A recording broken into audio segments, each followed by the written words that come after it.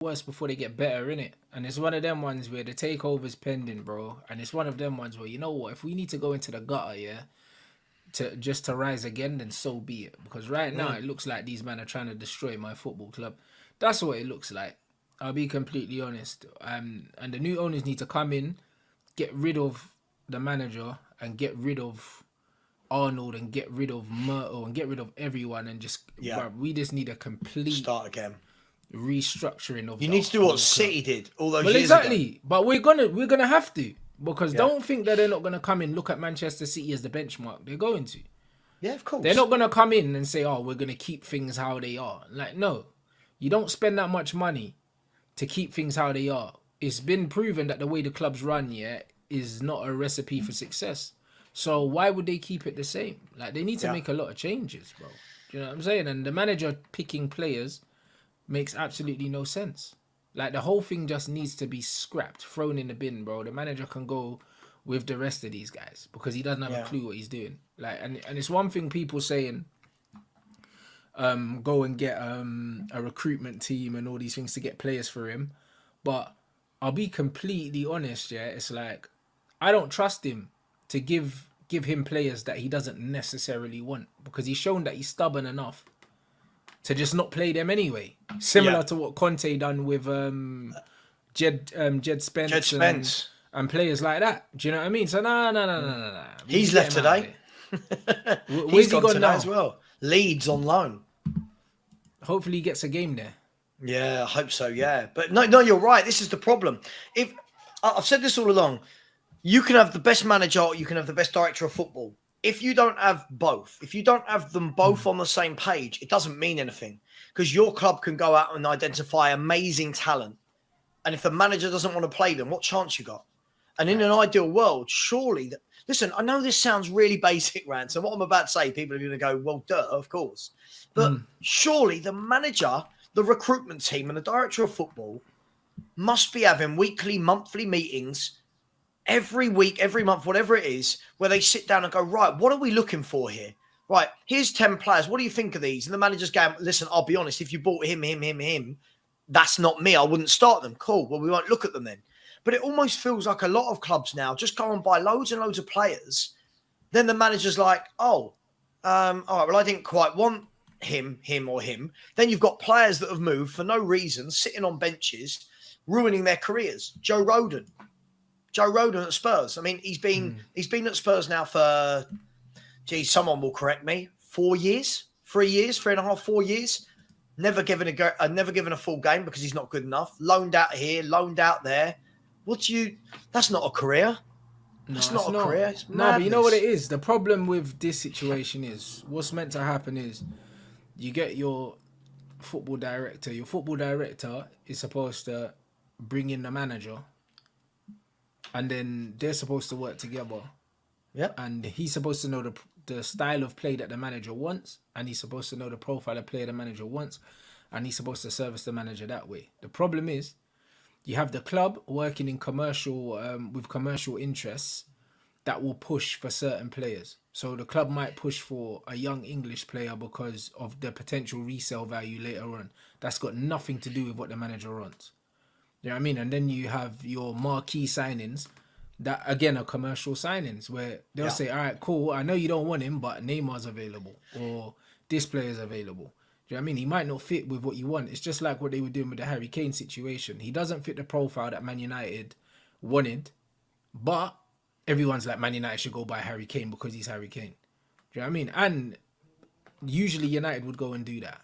You know what I mean? And it's one of them ones where I feel like a similar thing happened with Jadon Sancho, where we signed him because he was young, English, resale value, homegrown quota, big name, all of that. We signed him because of that. We didn't sign him because of what we thought we were going to do with him. Right. You know Not for a philosophy or a system, just a name. Yeah, just a name. Just bro, because they're just assets to the club. The club just buy these guys and they say, you know what, they're assets. Worst case scenario, yeah, I mean, we'll make our money back on them, or we can sell them for more. That's all they're thinking about. They're not thinking about a system or a strategy or anything like that. Man United have been recruiting like that for a long time. That's why we signed Alexis Sanchez and players like that. Signed Alexis Sanchez in January. You didn't even know where the hell you were going to play him. Like, we were playing well before we signed him. We didn't need him. I mean, look, this is it. And listen, I don't want to go back to City, but this is exactly what City don't do. City don't just buy big name players for the sake of being big name players. No. They've got a list of players they want that fits Pep's system. And I can't understand how so many other clubs can't seem to get this right. Like Chelsea, they seem like they're just buying players for whatever rather than buying players for a system. But I think they're buying players definitely for resale value as well. Hence why they're targeting young players, and then they're paying for them over a long amount. So do you know what I mean? The thing is, if Chelsea, for instance, Chelsea signed Caicedo for 10 years, 115, then what? It's 11.5 million a year. So if in 3 years they sell him for even 80 million, do you know what I mean? That's still a profit of 50 something million in the books.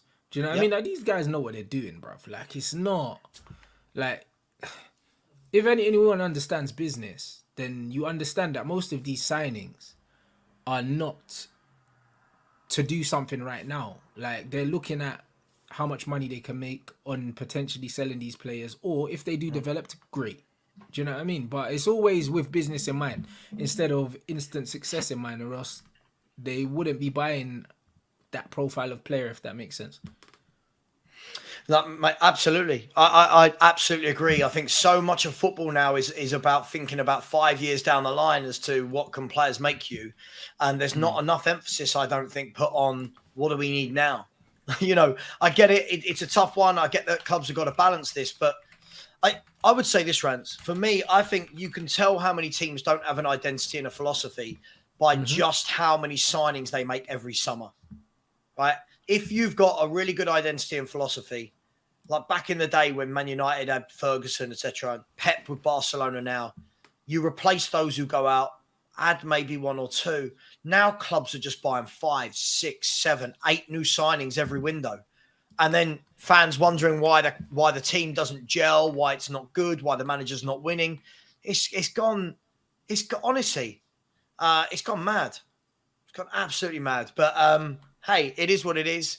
Poch is on the TV right now saying that they're not ruling out more signings. They've just had just the 8 or 9 or whatever they've had so far this week. Bro, they probably know, that they've got a transfer ban pending, so they're just looking to get everyone in before then. Do you know what I mean? Oh, for sure. And Fulham are like in talks of like 4 players right now. Like, it's just that the world's gone mad. It's fun, right? It's fun to see, but I mean, Fabrizio Romano's thumbs must be doing absolute overtime. he must be. Yeah, he's cooking right now. Yeah. Oh, don't get me wrong. The man is earning, right? The man is earning silly money. But if I go to Fabrizio Romano's page, which I've got now, right? Normally he posts something like once on the hour or whatever it might be. Now the last thing he posted, look, there you go, 1 minute ago, Nuno Tavares to Forest. Before that, it was 4 minutes ago, and then it was 8 minutes ago. Like that's a sign of the times. It didn't used to be this. It didn't used to be this in Windows. But I don't know, man. I don't know. Yeah, it's horrendous, bro. Like, I just can't, innit? Like, it's painful, man. It's painful seeing this. Like, there's not one player that we've been linked to recently that I'm remotely excited about. Do you know what? I've said the same thing at Spurs. I feel a lot of Spurs fans are trying to force excitement for players like Brennan Johnson, right? And I'm sitting there going, there's no player that I'm thinking, oh, I cannot wait to see you in a Spurs shirt. Like Maddison was, I'll give him that. But all of these players that we're mentioned with now, I'm looking at going, yeah, all right. Yeah, okay. But hey, I don't know. Maybe I'm old. I think I'm getting old and I'm getting too cynical for all this football stuff. But I think something's going to give. I don't know. What do you think? Can it keep going like this year in, year out in the transfer market? Yeah, I think it can. I think it can and it will. And then something crazy will happen. You know what I mean? Whether it's drafts or salary caps or something like that. But while money keeps being generated, I don't think there's any reason to to stop it. Because at the end of the day, all of these guys are in the business of making profit. Like these Yeah, are of all course. businesses, these football clubs. So they're gonna try and maximize profit, yeah, as much as they can. And I can't see them changing away from that. Like, look at your football club. It's not even a football club first and foremost anymore. Do you know what I mean? Like, you look at your stadium. That stadium was not built for football. It was built for everything but football. So, like, this is the way that things are going now. Like, I think everyone's kind of bought into the fact that these things are brands and their businesses, and the football's almost secondary. Oh, for sure. Oh, at Spurs, football isn't even secondary. Like football is a strand of something our owners do.